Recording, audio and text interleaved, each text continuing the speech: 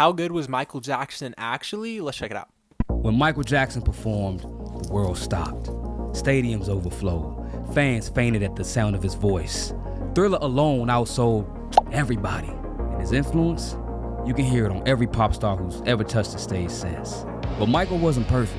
He's been criticized for his live singing, his bad acting, and even though it's not his fault, he's been accused of having fake songs on his posthumous albums. August 2000.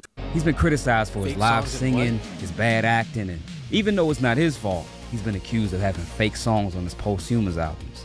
August 2022. Do you think that those were actually Michael's vocals or not? If I tell you today, Right now. I can tell you right now that no. Michael obviously became the king of pop, but the journey that made him one was far darker and much more complicated than most people realize. He's had to face rejection, doubt, and fight to prove himself again and again. So how good was Michael Jackson actually?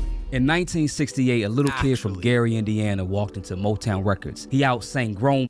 Man, I still remember the day, like, not the day, like, I was a wee little baby, but, like, the time in which he, like, passed away. Like, I remember my parents and people, like, buying the CDs and playing it and seeing it in the Man headlines who'd and the TV been doing every this for day. decades. Like, it was a big deal. That kid was Michael Jackson. You see, the Jackson 5 weren't just another kid group. They were something else entirely. Berry Gordy, the founder of Motown, he said he'd never seen anything like it. What was it the first time you saw the Jackson family when Michael Jackson came in? What were your first impressions when you saw them perform in front of you? Well, I was floored. When I saw them perform, I was really... To America on the Hollywood Palace in 1969. And Michael, the tiny kid with an afro bigger than his whole body, he grabbed the mic like he'd been performing for 50 years. But the part people don't always think about is, while other kids were learning multiplication tables, Michael was learning choreography. While they were playing tag at recess, he was in the studio until 3 a.m. Actually, you're becoming like a stage addict. I really am. Like when there are off days and there is no show, I'm up at night dancing just to sing. When he was a kid, he was just grinding. Guess I'm an addict. Can't help it. Joe Jackson didn't believe in childhood. He believed in perfection. He got it. So this thing right here, Michael was locked in. or if you're black, He you're was probably locked. familiar with The Switch. Literally in the studio. Michael would later say he was so terrified of his father that he'd vomit when he saw him coming. Now think about that. A kid so scared of his dad looks that different he'd there, get like, young. physically sick. But that same kid would walk on stage and command an audience of thousands of people. By 1970, the Jackson 5 had 4 consecutive #1 hits. I Want You Back, ABC, The Love You Save, I'll Be There. No group had ever done that before. Michael was 11 years old singing about love and heartbreak in a way that would make grown women cry.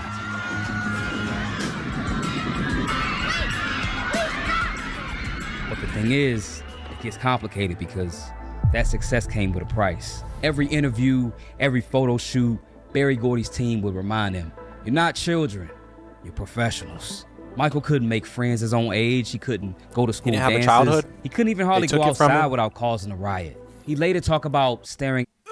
Okay, if you had the choice, though. If you had the choice, if someone told, like, as a conscious adult, like, I feel like most people would take that trade-off. Like, maybe not, obviously not to have, like, the life of Michael Jackson, but, like, to have success in your future as a star in music or something, whatever you're passionate about, NBA, literally anything, but you took away, like, all your childhood, like, your years 5 to 18 years old. You didn't have that. No friends, no school. Like, you were just locked in the studio, in the gym, doing whatever you're doing.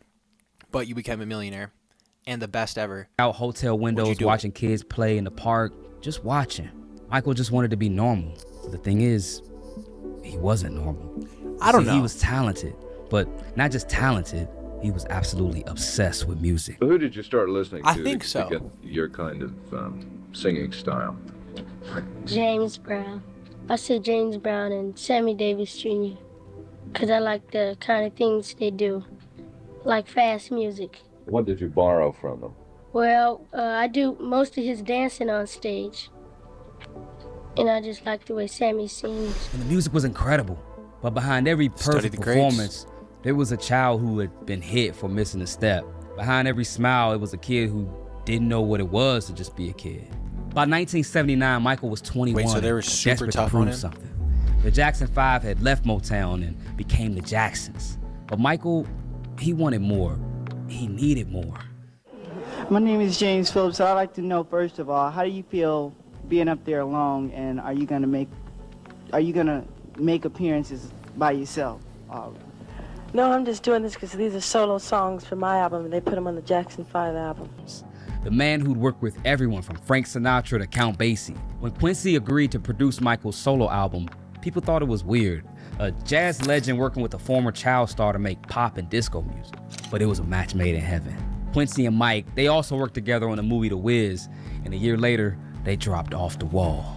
Don't Stop Till You Get Enough, it still gets played in movies and social events. The album That's went the Rush platinum Hour song. 4 times, a part that nobody Chris really Tucker. talks about. Despite selling Don't millions and 4 top 10 singles, the album just got 2 Grammy nods and only 1 win. Michael sat in that audience watching other artists win awards he knew he deserved, and then something in him just snapped. He told his lawyer that night, "My next album is gonna be the biggest album of all time." Now, most people would have called him crazy, a 21-year-old kid. You gotta be like that though. It's those kind of guys that end up being the guys are the ones that like have that kind of confidence. Talking They're like, I'm gonna do it because they know the work. about he's they're gonna make putting the in. biggest album ever. Yeah, he was Michael Jackson, but he wasn't the king yet. Now, Michael had been competing with adults since he was 5. He knew he was talented, but he learned that When did he talent be- wasn't enough. So when did he become Michael Jackson? You needed Like, to the be guy? undeniable. Now, the thing is, Off the Wall should have been enough. It revolutionized pop music. It made disco sound sophisticated, but the industry still saw him as Little Michael, still as Diana Ross's protege, just one of the Jacksons. November 29th, 1982. So that's the gotta day be the tough, music right? industry. Coming from like a skilled family and a skilled background, where like you gotta compete, like the Bronny James effect, right? Like nothing Bronny can do, like it's just so unfair. He has to be the greatest ever to do it, or like it's just tough. Changed forever. Thriller wasn't supposed Or the headline is like he's not as good as his dad, you know. to happen the way that It's it dumb, did. but it's just how it CBS is. executives wanted another Off the Wall, a safe, successful, profitable album. But Michael and Quincy had other plans. They wanted to create an album where every song could be a single. Every track had to be perfect. But let me tell you about MTV first, because you can't understand the impact Thriller had without understanding this. The MTV That's kind of the meta now, right? That's kind of the method. Every song's a single. Like it doesn't need to be played together. launched They're in all 1981 as music television. They had a very specific format, mostly I know what rock everyone music. does now. They said Michael didn't fit their demographic. When Billie Jean dropped, everybody knew it was a hit, but MTV still wasn't convinced. It wasn't until the president of CBS Records, Walter Yetnikoff, he threatened to pull all of CBS's artists from their rotation until they played Michael Jackson. And once they did, Billie Jean became one of their most requested videos. It opened doors for not just Michael, but for countless artists who came after. But see, Michael wasn't done. It was Motown 25th anniversary. Wait, you know what? That's kind of crazy. You know your like fame is so crazy, or your influence is so insane when there's artists and people that have made careers impersonating you and covering your music, like Billie Jean covers. Like, Michael I first heard Billie Jean from Fall Out Boy. was supposed to form I'm with pretty his brothers. sure. He I know, did, diabolical, but then he asked I for heard the a OG solo one spot. too. He came out with his fedora, kind of like this one, But like, black jacket, silver glove. The Billie Jean bass line started to play, and then you know what happened. But Michael still wasn't done changing history. For the Thriller video, he made it into a 14-minute short film. Cost $500,000. Before Thriller, music videos were basically film performances. They might have had some simple effects, but after Thriller, videos basically became mini movies. Artists started hiring I remember that. I don't know if I watched a video or what, but film that like was one of the first legit music videos, right? directors, kinda changed it. budgets exploded, storylines. What We is see that? it I've today seen that still. thumbnail. It all became standard because of Michael. That video's He on my watch basically later. changed what it means to make a music video.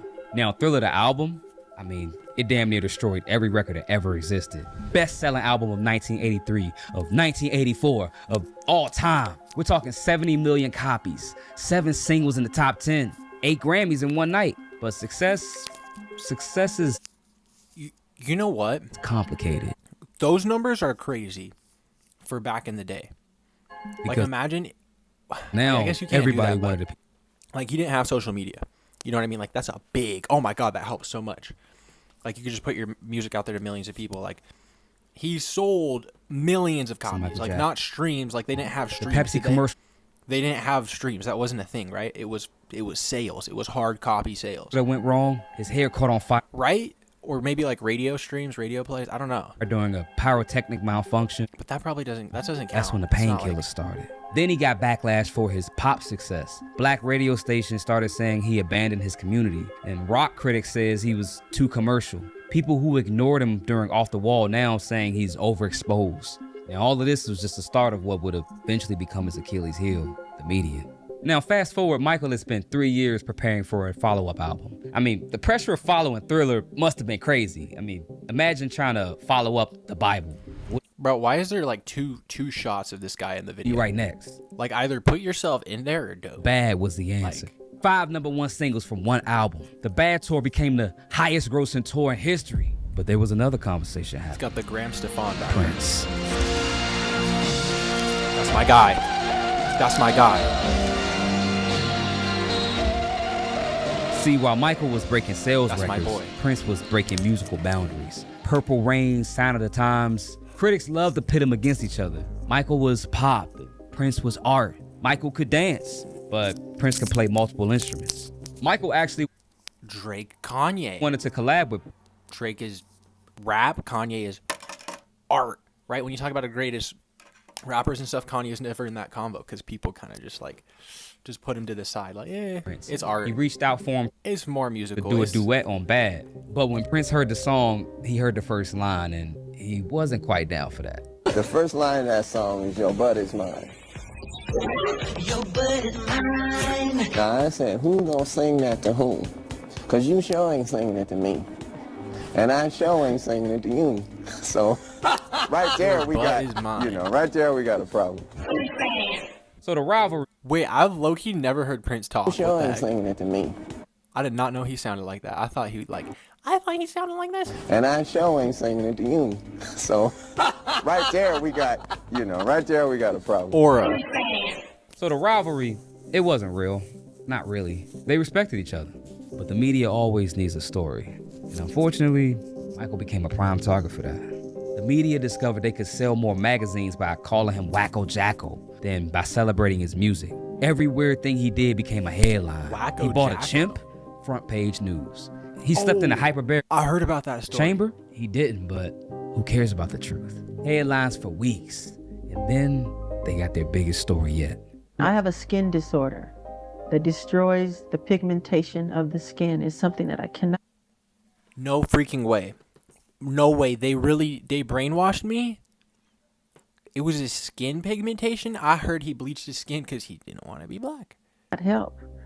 Okay, but when people make up stories that I don't want to be who I am, it hurts. Bro, whoa.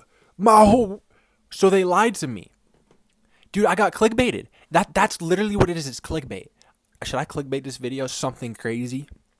Oh my God. I got clickbaited. That's the dangers of clickbait. Because you might not even read the article. Maybe in the article they explained it. But probably not, right? Like the headlines just be talking about that. Oh my God. So he had a skin condition. Dude, wait, that's actually mind-boggling. Michael had developed vitiligo, a disease that destroys skin pigmentation. Yeah, I've heard of that. No dur. It was something that defined him in both positive and negative ways. But instead of compassion, he came out, Michael was pushing boundaries again. New Jack Swing with Teddy Riley, Industrial Sounds, Black or White became the most watched television event of 1991. But the Wacko Jacko stories, they just kept coming. He was buying the Elephant Man's bones. He was sleeping in an oxygen tank. The stories got more and more ridiculous, but some people started to believe him. I mean, at the very least, it started to shape his image. The irony is, while some people were calling him a freak, he was still revolutionizing music. The choreography he created during this. So they legit just clickbaited him. They took pictures of him sleeping in testing out a bed or whatever. And then headlined it Michael Jackson is trying to sleep forever. Era. Like, I mean, really? it's still copied today. Watch any K-pop. Bro, and I literally thought that my whole life. But see, Michael, he made Not the sleep chamber, a but critical mistake. You see, Michael was him nice, bleaching his skin. trusting, but a little too trusting. See, Michael had his own theme park, and he would let kids and their families come stay with him. You know, everything was cool. He never had a childhood, so he wanted to do that. But in 1993, everything came crashing down. In August of 1993, Michael Jackson was accused of, let's just say, doing not so nice things to children. Now, this has been a sore subject around Michael Jackson for a long time, but we gotta talk about what it did to him. Because whether you believe he was innocent or guilty, what happened next was basically a public execution. The accusation came during the Dangerous tour. Michael was performing at sold-out stadiums when police raided his home. Media coverage was relentless. I mean, it was so bad he had to cancel the tour. He became dependent on painkillers just to function. The case was eventually settled outside of court, but I mean, the damage was permanent. Next thing you know, the History album drops. It was half greatest hits and half new material. And Man, that's so sad. That's what they say they do to you, right? new Like, song. like that's how they kill you. Like if they don't just put a bullet in your head, they accuse you of some crazy stuff. And whether it's true or not, that's a headline, and that is a stain on you forever. Like They were angrier, more defiant. They don't care it's the accusation, not about the truth, right? Scream, It's the Stranger in headline. Moscow. This wasn't the Clickbait. same Michael who sang The Way You Make Me Feel. This was somebody who was hurt and wounded. Now, That's sad because all it is of like, course, it's Michael, so the album and the tour was still Media. successful. But you could tell there was something broken that just couldn't really be Just fixed. trying to get- The allegations came back in 2003. Then came the trial. He was acquitted on all charges, but acquittal doesn't necessarily mean vindication in the public They're ruining eye. a man's By life. this point, Michael proved himself to be one of the greats, but he has still not topped the success of Thriller, and his career was starting to go on the decline. So he wanted to try to top himself one more time, but he had another demon to battle with. Oh, I've Sony seen that. Music Entertainment. In 2001, Michael dropped Invincible, his SME. Ooh, do I last studio album. I know them a Sony little barely too promoted well. it. They were in a war Agreed. with Michael over masters and money, Ooh. but it still debuted at #1 and still went double platinum. It was a failure for Michael Jackson, but it was still a success that most artists would kill for. But the machine was breaking down, and the debts were mounting up. It wasn't because he wasn't making money. I mean, Michael had lots of assets, but the lawsuits never stopped coming, and everything just seemed like it was I'm closing gonna in take on your him. So butt. Michael wanted one last hurrah. In 2009, he announced the This Is It tour. 50 concerts at London's O2 Arena, sold out in Wait, did he do a hours. backflip? It just seemed like it was closing in on him. So Michael wanted one last hurrah. In 2009, he announced the Or was that a This Is fan? It tour. 50 concerts at London's There's no- O2 Arena, Oh, yeah, sold like, out there's in no way. hours. He was 50 years old, rehearsing like he was 25. The footage from the rehearsals, I mean, he was still magical. Still had that thing that made him different from everyone else. But he was also fragile. He couldn't sleep without meds, and he barely weighed 130 pounds. And on June 25th, 2009, the King of Pop was pronounced dead at UCLA Medical Center. According to the Los Angeles Times, pop star Michael Jackson died this afternoon. Both the Los Angeles Times and CBS News are both now reporting that Michael Jackson has died. His death was devastating, and according to some, it's still a mystery. You But know those on the bright reporters, side, you know those media outlets were they were happy, bro. his legacy They're like, ooh, is we gotta still eat. felt, not just by music people, but all Y'all of did us. it. So, how good was Michael Jackson actually? I mean, the numbers are untouchable. Over 1 billion records sold, 13 Grammy wins, 39 Guinness World Records. Thriller alone has sold more than most artists' entire careers combined. But numbers, they don't quite capture it. Not really. Watch Beyonce perform. That's Michael. Watch Bruno Mars, Michael, The Weeknd, Justin Timberlake, Usher, Chris Brown, all of them. I mean, they're all trying to copy what he had. Even the K-pop. Okay, no. Don't say that. Oh my god, I hate when people say that, bro. No, I don't think anyone has looked at any of those artists That's in Michael. BTS and Wha- been like, they're trying to Bruno- copy Michael Jackson. I've never Mars, ever seen that. Michael. It's called influence. It's called evolution. That's like saying, oh, LeBron's copying Michael Jordan.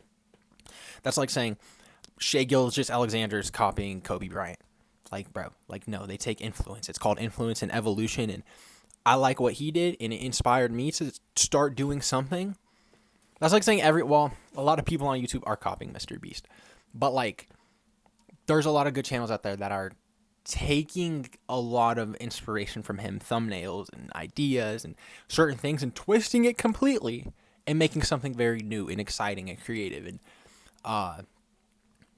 bro, I hate when people do that.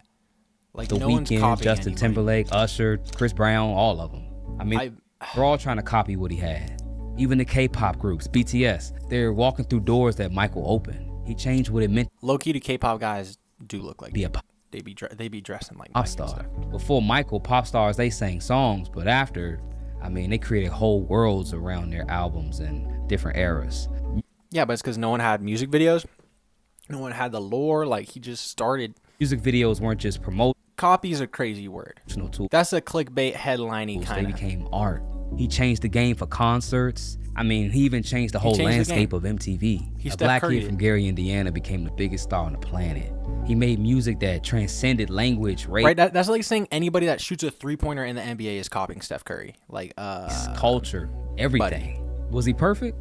Like, I can't run a Of course pick and not. roll I now. mean, he didn't play 'cause instruments he did as it. good as Prince, and on his live shows, his voice got strained and he didn't sound as good as the record. Michael's impact was way bigger than music. Michael Jackson had his childhood stolen, had his appearance mocked, his reputation destroyed, his every move criticized. He never got that comeback, never got that final victory lap where the world just celebrated him. But maybe that's what makes his greatness even more remarkable. He never stopped trying to give everything he had to heal the world through his music. At your concerts, there are hundreds of people in the audience yelling, Michael, Michael. What do you feel like? When they're all holding hands and everybody's rocking and all colors of people are there, all races, and it's the most wonderful thing. Now, Michael was so good that 15 years later after his death, pop stars are still chasing what he achieved. I have a video about how every modern artist, possibly your favorite artist, is still copying Michael Jackson. Okay, I'm not watching that video because you're capping. Kids like born in 2010 know who Michael Jackson is, right? Which is crazy. Just speaks to how huge he really is, how good he actually was. Get the fuck about my phone with your hating ass. I'm the type to drop a 50 ball and make it back. All this swag I got is custom, you can't pay for that.